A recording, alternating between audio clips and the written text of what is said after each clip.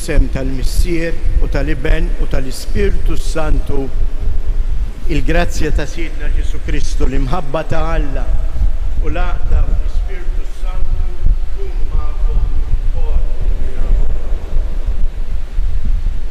Din nofru dan is-sagrifiċċju tal-Qudiesa għar-Ruħ Anthony Bonnici jew iżjed inħossuna l-koll mill-quwa f'din id-dar ta' Alla. F'din id-dar il-mulej ġabarna biex imantnina, biex jurina l-imħabba tiegħu, biex jurina mill-ġdid u stess jerġa' jagħtina ħajtu. U fil-waqt li narfu n-nuqqasijiet tagħna ejja ħuti nitolbu maħfra għal ħtietna.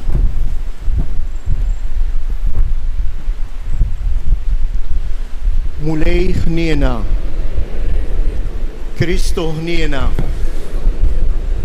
mulej ħniena, iħenna lina Alla li jista' kollox jaħfrilna dnubietna u jwassalna għal ħajja ta' dejjem. Glorja lill-Alla fil-għoli ta' smewiet u paċi fl-art li bnedmin ta' rida tajba. Infaħruk, inberkuk, nadurrawk, natuk ġieħ, inroddulek ħajr għal-glorja kbira tiegħek. Mulej Alla Sultan tas-sema, Alla Missier li tista' kollox, mulej Iben waħdini Ġesu Kristu, mulej Alla ħaruf t'Alla bin il-Missier. Int li tneħħi dnubiet tad-dinja ħenna għalina, int li tneħħi dnubiet tad-dinja il-qajd tal-btana, inti li qiegħed fuq il-lemin tal-Missier ħenna għalina, għaliex inti waħdek għaddejs, int waħdek mulej, int waħdek il-għoli Ġesu Kristu, mal-Ispirtu Santu fil-glorja tal-Missier Alla. Amen. Nitolbu. U Alla li tħares lil min jittama fik, minajrek xejn ma jiswa, xejn ma hu qaddis. Kattar fina il-ħniena tiegħek u kun int li taħkem fuqna u tmexxina, ħalli ninqdew tajjeb bil-ġid li jgħaddi, hekk li narfu norbtu ruħna minn issa mal-ġid li jibqa' għal dejjem. Bibnek Ġesu Kristu Sidna li miegħek jgħix u jsaltan flimkien mal-Ispirtu Santu Alla għal dejjem ta' dejjem.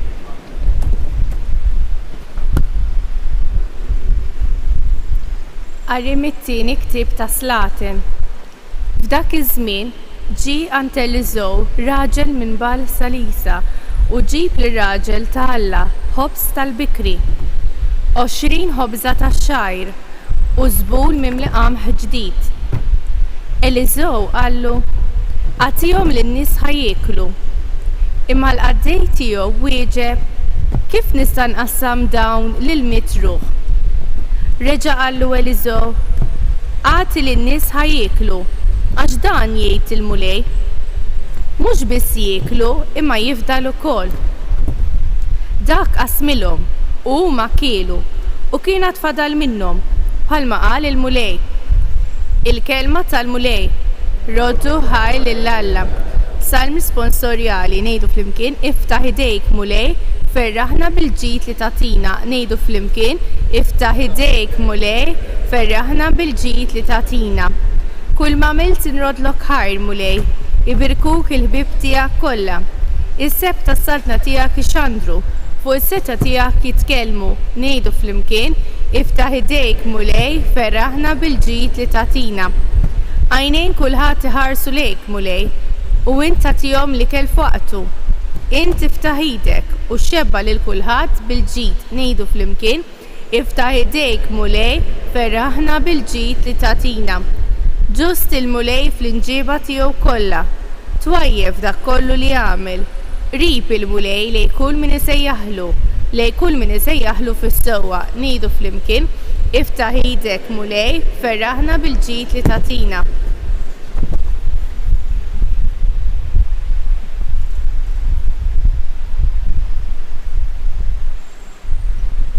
It-tieni qari mill-littra ta' San Pawlu Apostlu l-Efesin.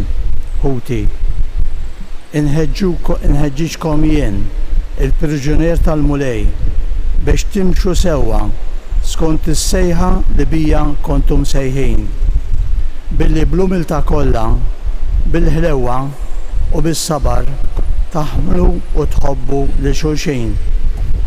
Ħabirku biex iżommu spiritu wieħed bir-rabta tas-slim, ġisem wieħed u ruħ waħda, l-istess kif kontum sejħa għal tama waħda. Mulej wieħed, fidi waħda, ma' mudija waħda. Alla wieħed u missier ta' kulħadd, li hu fuq kulħadd, u b'kulħadd u f'kulħadd. Il-kelma tal-mulej. Bil-wieqfa kjoġobkom.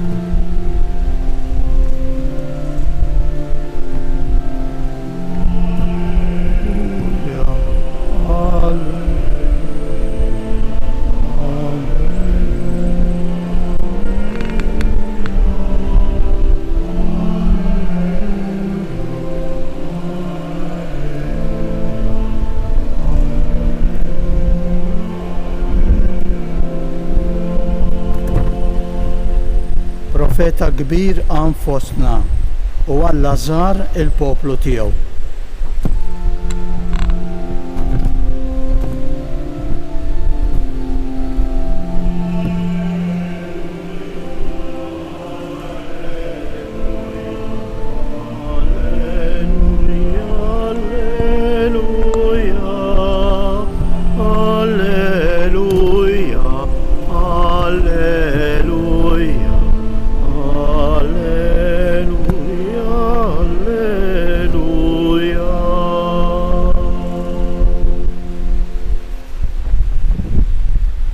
Il-mulej ma'kom.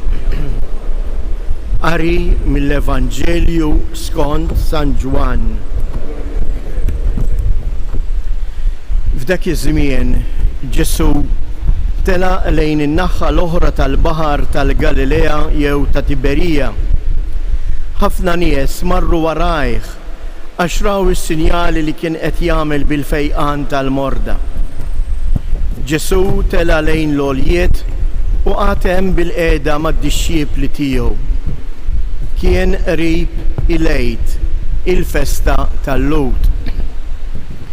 Ġesu refa' għajnejh, lemaħ kotra ta' nies ġej għalejh u qal lil Filippu minejn nixtru il-ħobż biex dawn ikollhom xi jieklu. Dan qalulu biex jippruvaħ għax hu kien jaf x'ser jagħmel. Filippu jieġbu 200 dinar ħobż ma jkunx biżżejjed għalihom biex kull wieħed minnhom jieħu ftit. Wieħed mid-dixxieplu Indrij ħu Xmun Pietru qallu hawn tfajjel li għandu 5 ħobżiet tax-xejr u 2 ħutiet żgħar, imma dawn x'inhuma għal daqshekk nies. Ġesu qal edu n-nies bil-qeda. Dik in-naħa kien hemm ħafna ħaxix, għalhekk in-nies xi 5,000 raġel għadu bil-qeda. Ġesu ħal ħobżiet, radd il-ħajr u qassamhom lil dawk li kienu bil-qeda. Hekk ukoll għamel bil-ħut u kulħadd ħa kemm ried. Meta xebgħu, Ġesu qal lid-dixxiepli tiegħu iġbru il-loqom li baqa' biex xejn ma jinħela.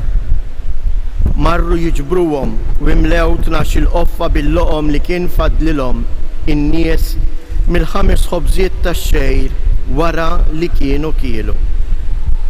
Għalhekk dawn in-nies meta raw dan is-sinjal li jagħmel Ġesu qalu dan hu tassew il-profeta li għandu jiġi fid-dinja. Imma Ġesu meta ntebaħ li kienu ġejjin biex jieħduh bil-fors ħalli jagħmluh sultan, reġa' warrab waħdu lejn il-għoljiet. Il-kelma tal-mulej.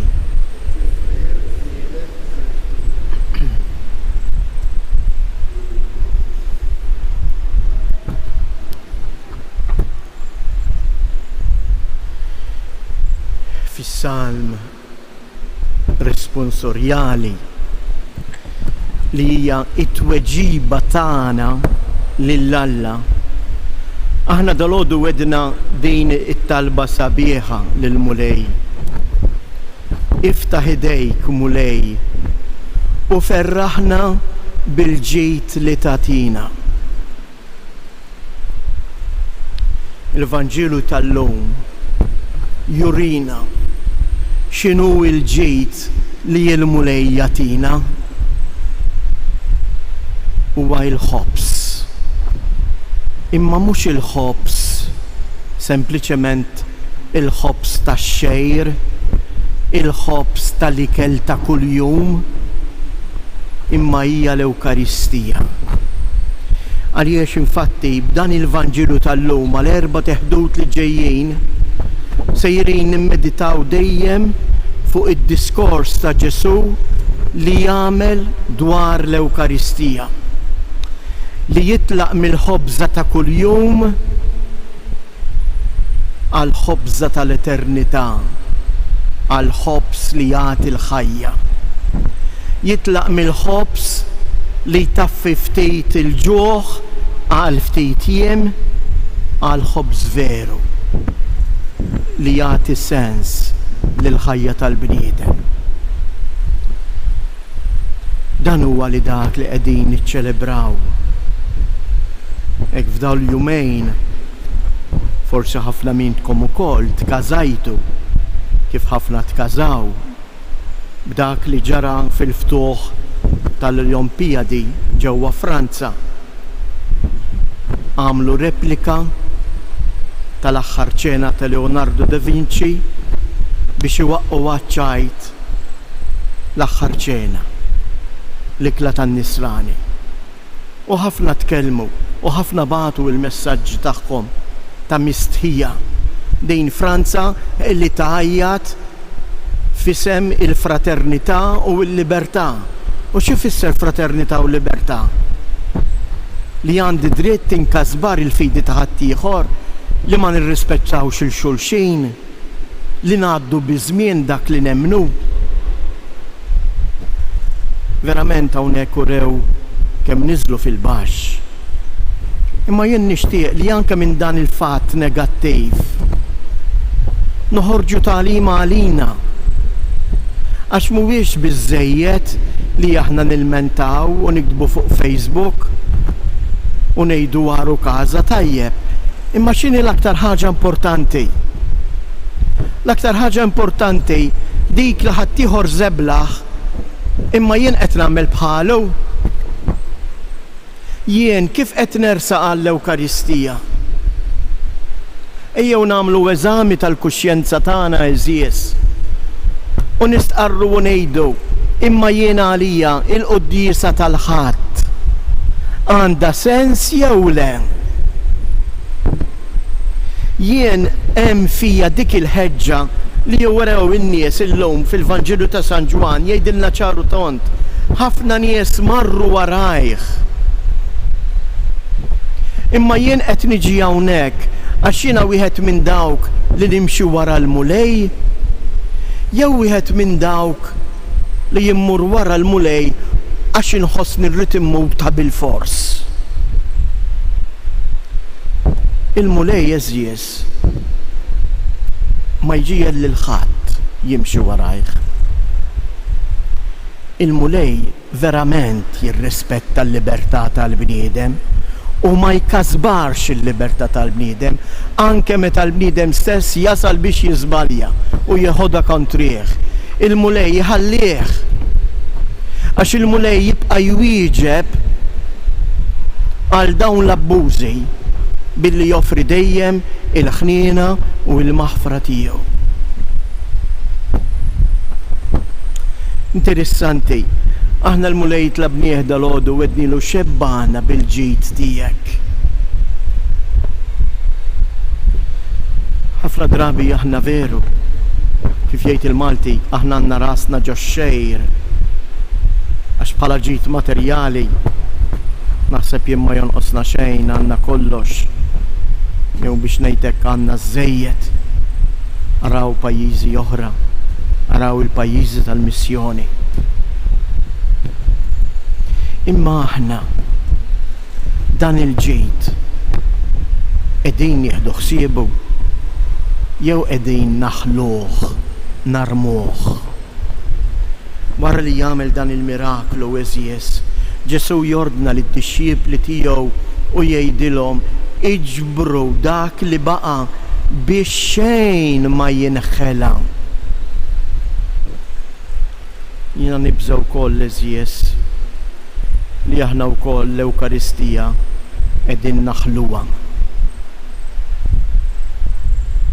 Jew impoġġu jdejna fuq il-kuxjenza tagħna u nagħmlu ftit eżami id-dalgħodu. Jien l-Ewkaristija, il-ħobs li Ġesu jagħtina li huwa ġismu u ħajtu, kif qed nersaq għalija. Skużawni ma rrid nikkundanna lil ħadd, imma xi drabi niċċelebraw l-Ewkaristija taħseb li qed niċċelebrawha għal mejtejn. Għax ħadd ma jirrispondi, ħadd ma jkanta, totalment bil-qiegħda fuq il-bank, ġieli lanqas biss inqumu anke x'in tiġi l-mument tal-konsagrazzjoni, aqqas biss inqum bil-wifqa jew ninżel għall-kubtejja. Għalfejn din it-telqa? Ejjew napprezzaw Eżies dan id-don kbir li Ġesu qed jagħtina u qed jagħtih għax jien għandi bżonnu biex ngħix.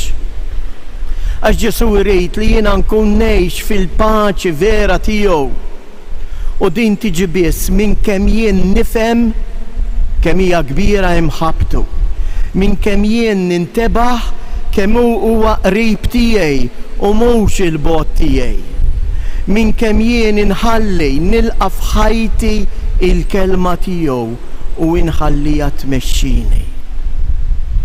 Eżies, l-Ewkaristija mhijiex l-ikla personali tiegħi, imma hija l-ikla tal-komunità, hija l-ikla ta' dawk li jemmnu fi Kristu, hija l-laqa mimlija ferħ, kuntentezza, paċi ta' dawk li jagħmlu esperjenza ta' Kristu. Iju Eżies għalhekk nagħmlu minn din l-Ewkaristija tal-ħadd mhux aktar xi ħaġa għaxta bil-fors, imma nagħmlu minnha bħala l-ikbar stedina tal-ġimgħa, l-ikbar ikla tal-ġimgħa, l-ikla li lilna timlina bil-paċi, l-ikla li lilna tagħti s-saħħa lill-familji tagħna, lill-morda tagħna, tagħmel minna komunità li tidher mill-mod ta' imħabba kif ngħixu ma' xulxin. Interessanti Eżies li dan il-miraklu ta' tkattir tal-ħobs biex isir bil-barka ta' Alla, ma mhux biss, imma bil-ftit li dak it-tifel joffri lil Ġesu u joffrijulu il-ftit li għandu minn qalbu. Jiena u int x'qed noffrilu lil Mulej Ġesu? Dalgħodu x'se noffrilu lil Mulej Ġesu? Ejjew nofrulu it-taħbit li għaddejna minnu matul din il-ġimgħa. Ejjew nofrulu il-fraġilità tagħna. Ejjew nofrulu in-nuqqasijiet tagħna. Ejjew nofrulu forsi anke dawk il-momenti li fihom aħna ħtafna wieħed lil ieħor frotti lejja, flott li ma nafux ħafna drabi il-fixla tagħna fil-mixja ħajja tad-dinja tal-lum. Ejjew nofrulu dan għax dak li huwa xejn għalina Alla jista' jbierku, ikkattru u joffriwulna bħala ġid, jibdlu f'ġid għal ħajja tiegħi u l-ħajja tiegħek.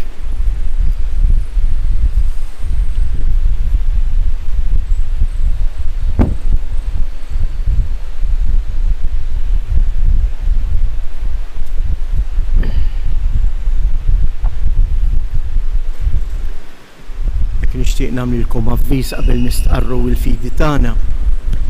Illum huwa l-aħħar weekend tax-xahar ta' Lulju. U kif nagħmlu ta' kull l-aħħar weekend issir il-ġabra speċjali għal bżonnijiet tas-santwarju. Hekk nixtieq nitlobkom nagħmlilkom appell biex tkunu ġenerużi propju f'dawn il-ġranet li fih kellna dan il-ħafna qtuħ tal-elettriku. Anke s-santwarju ġarrab ħsarat imma kienux żgħar. Biżżejjed ngħidilkom li jinħaraq anke l-istess generator kbir li kellna s-santwarju. U għalhekk qegħdin jinfittxu biex tissewwa din il-ħsara li l-ispejjeż milli jidher mhumiex żgħar.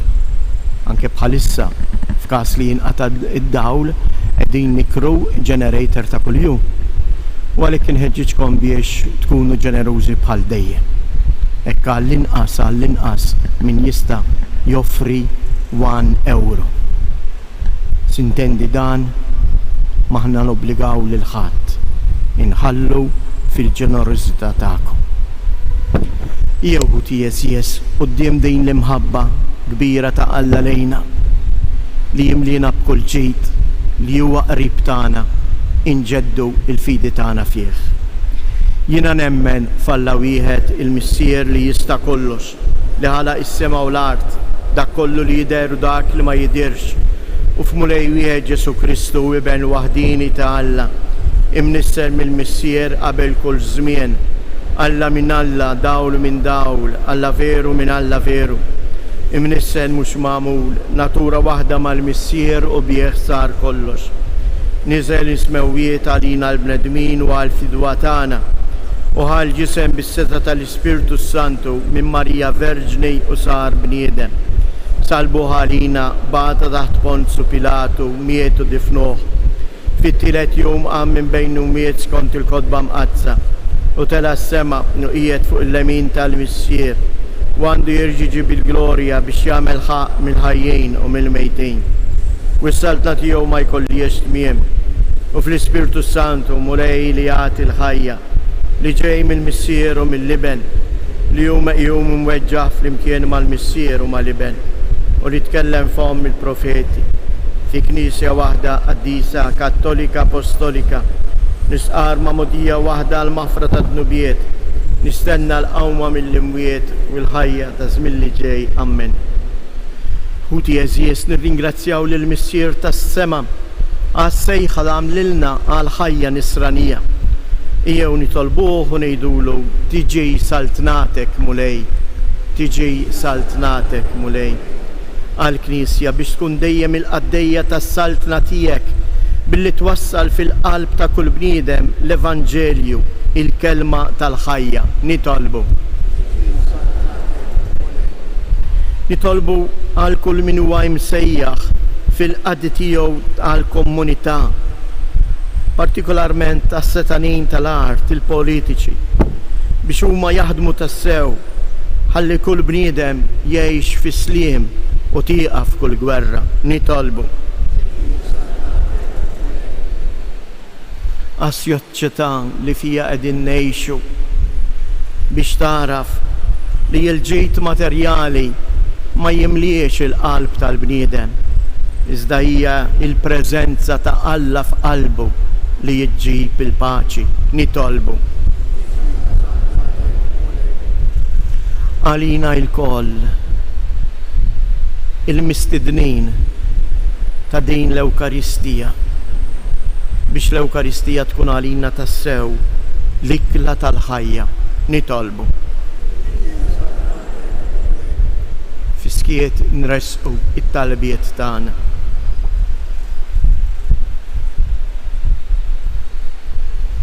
U Alla, inti lajn ta' kull erf fi Kristu urejtna it-teżor moħbi u l-ġawra l-prezzjuża. Atina l-erf tal-Ispirtu tiegħek biex nażlu bejn il-ħwejjeġ tad-dinja u l-valuri tas-saltna tiegħek. Int li tgħixu s-saltan għal dejjem ta' dejjem.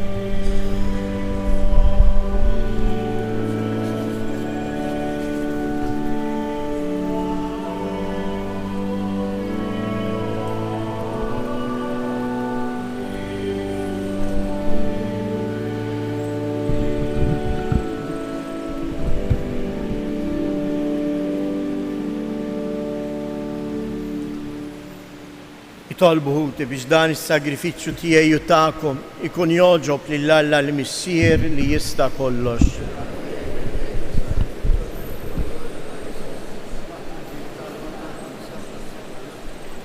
Il-qamulej is-sagrifiċċju ta' tpattbija u tifħir li aħna sejrin inġeddu u għamel li bil-qawwa tiegħu nissaffew biex nofrulek qalbna mimlija bl-imħabba kif joġob lilek bi Kristus Siedna.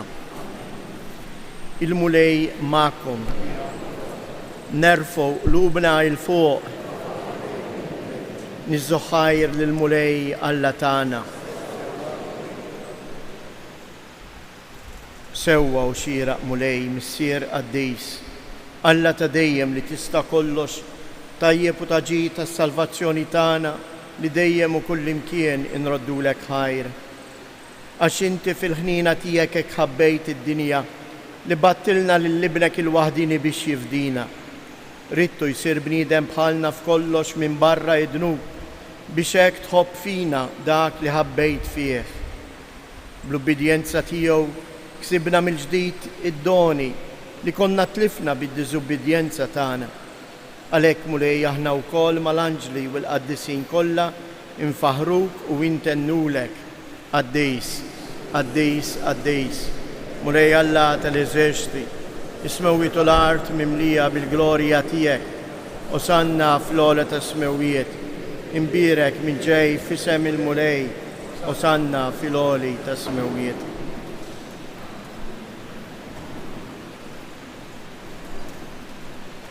Qaddis tas-sewwient mulej inti lajn ta' kull qdusija, qaddis għalhekk nitolbuk dawn l-offerti bil-barka tal-Ispirtu tiegħek biex isiru għalina l-ġisem u d-dem ta' Siedna Ġesu Kristu. Li meta kien se jingħata biex minn rajħibati ħal ħobs radd il-ħajr qasam tal id-dixxipli tiegħu u qal: ħudu u kulu il-koll minn dan, għax dan huwa ġismi li jingħata għalikom.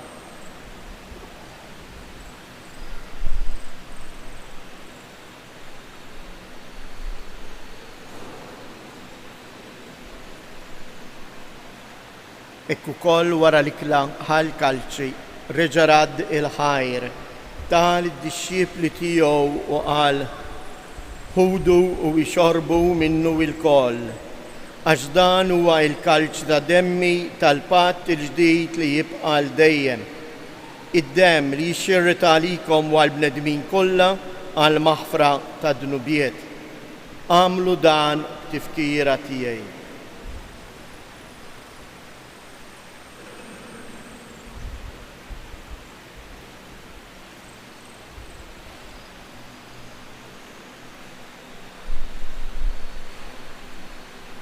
Danu il-misteru tal-fidi.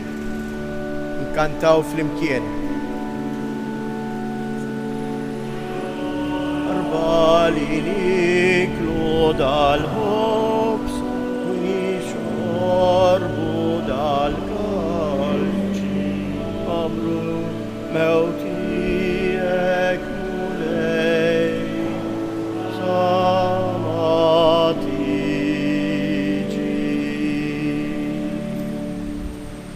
għalhekk aħna u nagħmlu dan tifkira tal-mewt u l-qawmien ta' Siedna Ġesu Kristu, nofrulek mulej il-ħobs tal-ħajja u l-kalċi tas-salvazzjoni u nroddulek ħajr għaliex oġbok tilqana hawn quddiemek biex naqduk. U miċ-ċokontana nitolbu lill-Ispirtu Santu jaqgħadna f'ġisem wieħed lilna li nieħdu sehem mill-ġisem u d-demm ta' Kristu. Ftakar mulej fil-Knisja tiegħek imxerda mad-dinja kollha u ittaqa' fl-imħabba flimkien mal-Papa Franġisku, mal-Isqof tagħna Anton u mal-Ministri tiegħek kollha. Ftakar ukoll f'ħutna li raqdu bit-tama tal-qawmien. Ftakar fil-mejtin kollha, daħħalhom quddiemek fid-dawl tas-sebħ tiegħek. Ħenna lina l-koll nitolbuk. Għatilina wkoll il-wirt tal-ħajja ta' dejjem flimkien mal-Verġni mqazzom Malla Marija, mar-raġel tagħha San Ġusepp, l-Apostli u l-Qaddisin kollha li jiexu fil-ħbiberija tiegħek sa mill-bidu tad-dinja. Għamel li magħhom infaħruk u nsebħuk Ġesu Kristu ibnek. Bi Kristu, ma' Kristu u fi Kristu jingħata lilek għala missier li tista' kollox flimkien mal-Ispirtu Santu kull ġieħ u glorja għal dejjem ta' dejjem. Kif jien nista' nagħti ġieħ u glorja lil Alla? Billi ngħix l-Ewkaristija. U tgħix l-Ewkaristija jfisser tħalli l-kelma tiegħu tmexxik, tapprezza l-ikel tal-ħajja ta' veru. Kristu nnifsu li jagħtik ġismu.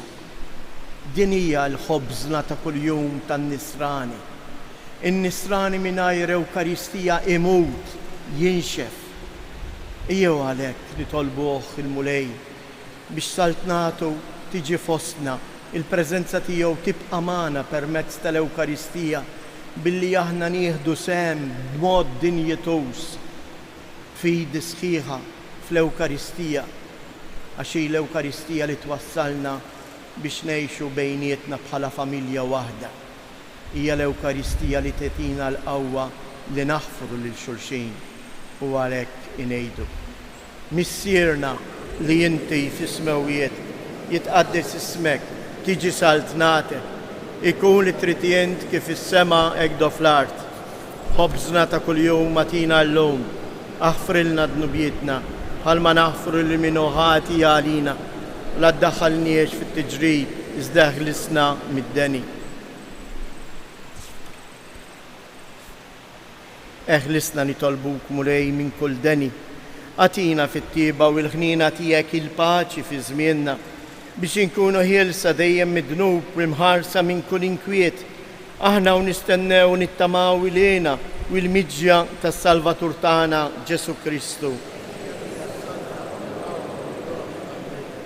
Mulej Ġesu Kristu li jgħid lill-apostli tiegħek inħallilkom isliem, natikom isliem tiegħi la tħariex lejn nubietna, iżda ħares lejn il-fidi tal-Knisja tiegħek. Għatija isliem u laqda li jien trid fija, int li tgħix wis-saltan għal dejjem ta' dejjem. Il-paċi tal-mulej tkun dejjem magħkom. Għatu l-paċi lil xulxin.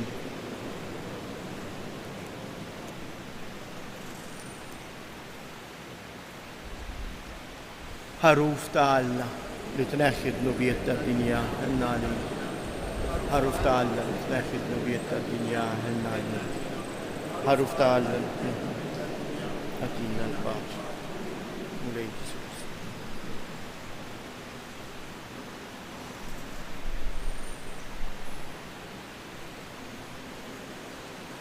Danu l-ħaruf ta' Alla, danu li jneħħi d-nubiet tad-dinja. Ħen jindawk li huma mistiedna għall-ikla tal-ħaruf.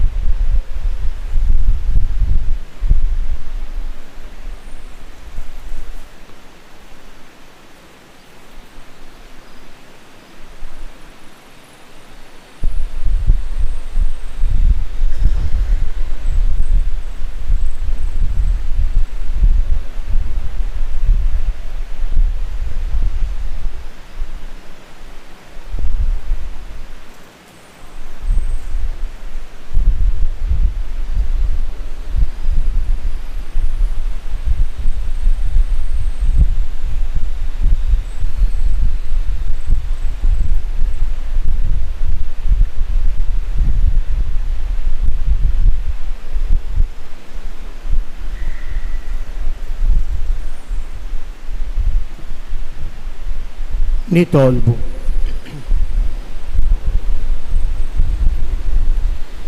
Qarbinna mulej bis-sagrament tas-sema li hu t-tifkira għal dejjem tal-passjoni ta' ibnek.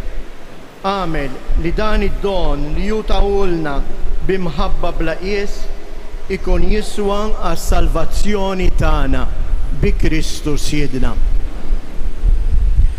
Na żewġ avviżi, l-ewwel ħaġa nhar it-tlieta li ġejja jaħbad il-20 anniversarju mill-mewt tal-qaddejta Alla Dum Mikiela Tard li kif tafu hawn il-fdalijiet tiegħu f'dan is-santwarju fin-naħa tal-ġenb.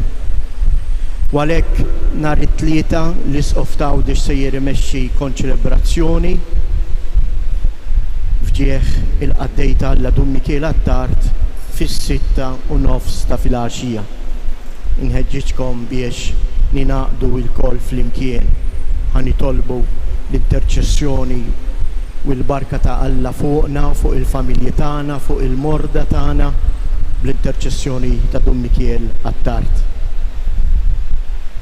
Mbagħad illum qegħdin fil-vaganzi tas-sajf, imma kif tafu il-Mart m'għandux vaganzi. U għalhekk inħeġġiġkom biex minu f'saħħtu illum għandu min issa sas-sija ta' wara nofsinhar possibilment imur jagħti d-demm li tant huwa bżonjuż fl-isptarijiet tagħna bħalissa. Dan tistgħu tagħmluh sas-sija ta' wara nofsinhar fil-berġa tax-Xewkija. Sintendi, ħudu magħkom il-karta tal-identità. Il-mulej magħkom. Iberikkom Alla li jista' kollox, il-Missier, l-Iben u l-Ispirtu Santu. Morru u għejxu fil-paċi ta' Kristu.